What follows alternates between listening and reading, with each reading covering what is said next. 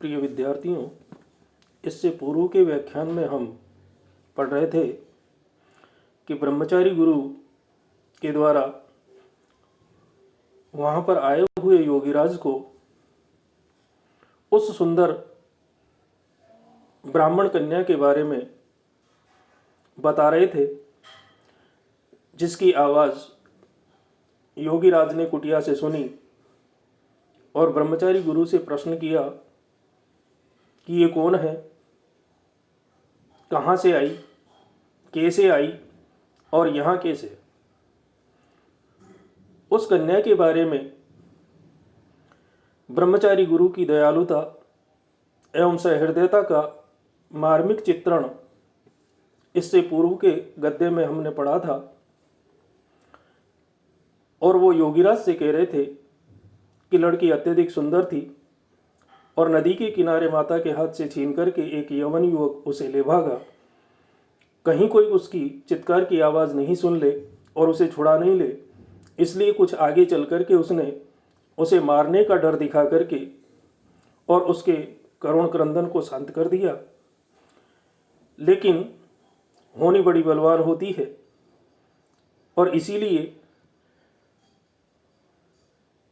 होनी के द्वारा ही वहाँ अचानक एक भालू आया और उसके भय से उस बालिका को छोड़ करके वो यवन पुत्र एक सेमल के पेड़ पर चढ़ गया और संयोगवश ये ब्राह्मण कन्या आश्रम के समीप आकर के भय के कारण रोने लगी और उसी समय हमारे एक छात्र ने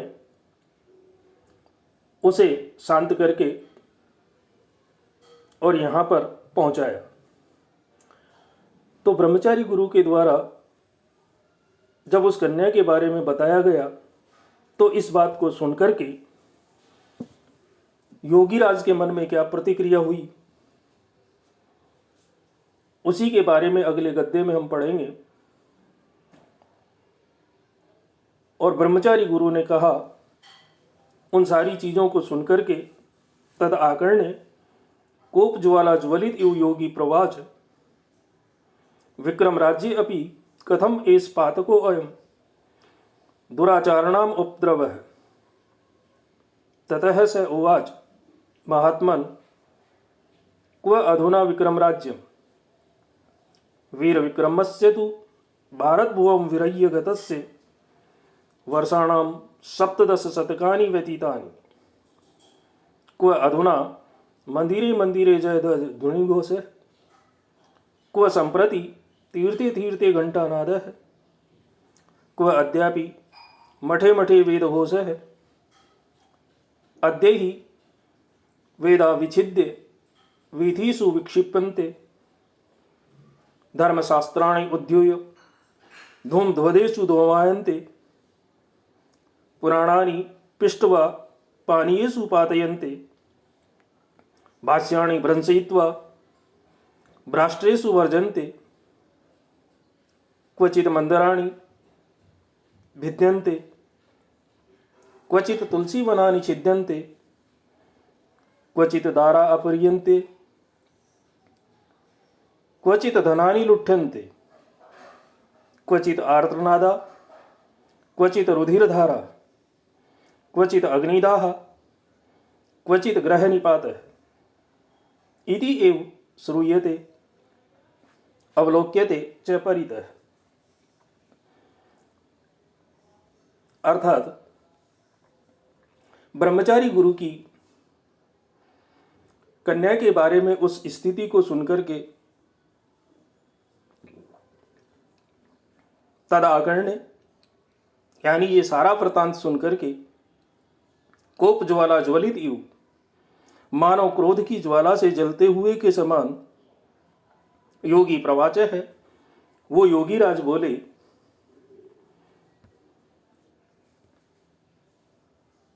कि विक्रम राज्य अपि कथम एस पातकमयो दुराचारणाम उपद्रव। विक्रम राज्य भी विक्रमादित्य के राज्य में भी दुराचार करने वाले उन दुराचारियों के यह पाप से परिपूर्ण पात गयो कथम ऐसा है उपद्रव कैसा है। यानी विक्रमादित्य के राज्य में भी दुराचारियों का यह पाप से परिपूर्ण उपद्रव कैसा है। ततः तो इसके बाद योगीराज की उस बात को सुनकर के स उवाच, उस ब्रह्मचारी गुरु ने कहा, महात्मन, हे महाराज, क्व अधुना विक्रम राज्यम, अब विक्रमादित्य का राज्य कहाँ है। वीर विक्रमस्य तो भारत भुवम विरय्य, वीर विक्रमादित्य को तो इस भारत भूमि को विरय्य छोड़ करके गतस से गए हुए 17 शतकानि वर्षाणाम व्यतीतानि, 1700 वर्ष बीत चुके हैं, 1700 वर्ष व्यतीत हो गए हैं। क्व अधुना मंदिरे मंदिरे जय जय ध्वनि, इस समय मंदिरों में जय जयकार की ध्वनि कहाँ है। क्व संप्रति तीर्थे तीर्थे घंटानाद है, इस समय तीर्थों में घंटानाद की ध्वनि कहाँ है। क्व अद्यापि मठे मठे वेद घोष है, और मठों में भी वेद पाठ की ध्वनि कहाँ है। अद्य ही, बल्कि आज तो वेदा विच्छिद्य, वेद के ग्रंथों को विच्छिद्य फाड़ करके वीथिषु विक्षिपन्ते, गलियों में बिखेरा जाता है। धर्मशास्त्राणी, और धर्मशास्त्र के ग्रंथों को उद्धूय उछाल करके धूम ध्वजेषु धूमायन्ते, आग के अंदर झोंका जाता है। पुराणानि पिष्टवा, और पुराणों को पीस करके पानीयेषु पातयन्ते, पानी में फेंका जाता है। भाष्याणि, और भाष्य ग्रंथों को भ्रंशयित्वा तोड़ मरोड़ करके भ्राष्ट्रेषु वर्जन्ते, भाड़ में झोंका जाता है। क्वचित मंदिराणि विद्यन्ते, कहीं पर मंदिर तोड़े जाते हैं, तो कहीं पर तुलसी वनानि छिद्यन्ते, तुलसी के वृक्षों को काटा जाता है। क्वचित दारा अपहृयन्ते, कहीं पर स्त्रियों का अपहरण किया जाता है, तो क्वचित, तो कहीं पर धनानि लुठन्ते, लोगों की धन संपत्ति लूटी जाती है। क्वचित आर्द्रनादः, कहीं करुण क्रंदन है, तो क्वचित रुधिर धारा, तो कहीं खून की धारा बहती है। क्वचित अग्निदाह, कहीं अग्निकांड होता है, तो क्वचित ग्रह निपात है, तो कहीं पर घरों को गिराया जाता है। इति एव परितः, और इस प्रकार से चारों तरफ ऐसा ही श्रूयते, सुनाई पड़ता है, अवलोक्यते च, और दिखाई देता है।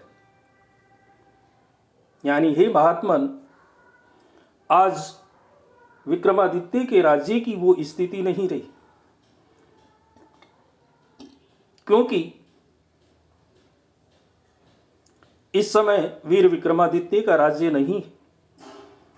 वीर विक्रमादित्य को तो भारत भूमि को छोड़ करके गए हुए 1700 वर्ष बीत चुके हैं। इस समय मंदिरों में उस समय की जय जयकार की ध्वनि कहाँ है। तीर्थों पर घंटानाद भी नहीं है, मठों मठों में वेद पाठ की ध्वनि भी नहीं सुनाई देती, और आज तो वेद के ग्रंथों को फाड़ फाड़ करके गलियों में बिखेरा जाता है। धर्मशास्त्र के ग्रंथों को उछाल करके आग में झोंक दिया जाता है। पुराणों को पीस पीस करके पानी में फेंका जाता है। भाष्य ग्रंथों को तोड़ मरोड़ करके भाड़ में झोंक दिया जाता है। कहीं पर मंदिर तोड़े जाते हैं, तो कहीं तुलसी के वृक्ष काटे जाते हैं। कहीं स्त्रियों का अपहरण हो रहा है, तो कहीं लोगों की धन संपत्ति लूटी जा रही है। कहीं करुण क्रंदन है, तो कहीं रक्त की धारा, कहीं अग्निकांड होता है, तो कहीं घरों को गिराया जाता है। और इस तरह से चारों तरफ यही सुनाई पड़ता है और यही दिखाई देता है। जब ये सारा वृत्तांत भारतवर्ष की दुर्दशा का मुनि ने सुना, तो तद आकर्ण्य दुखित चकितश्च योगीराज उवाच। ब्रह्मचारी के इन वचनों को सुनकर के अत्यधिक दुखी और आश्चर्यचकित होते हुए योगीराज ने उवाच कहा कि कथम एतत्, ये कैसे हो रहा है। यह एव पर्वतीय सकान विनिर्जित्य,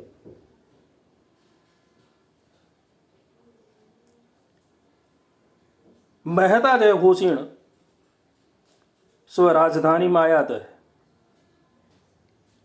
श्रीमान आदित्य पदलांछनो वीर विक्रम है। यह कल ही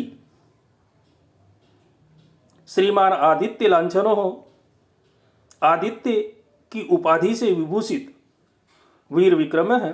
वीर विक्रमादित्य पर्वतीय सकान विनिर्जित्य, पर्वतीय उन शकों को जीत करके महता जय घोषेण, बड़े जय घोष के साथ स्वराजधानी में आयाता है, अपनी राजधानी में आए। यानी कल ही की तो बात है। वीर विक्रमादित्य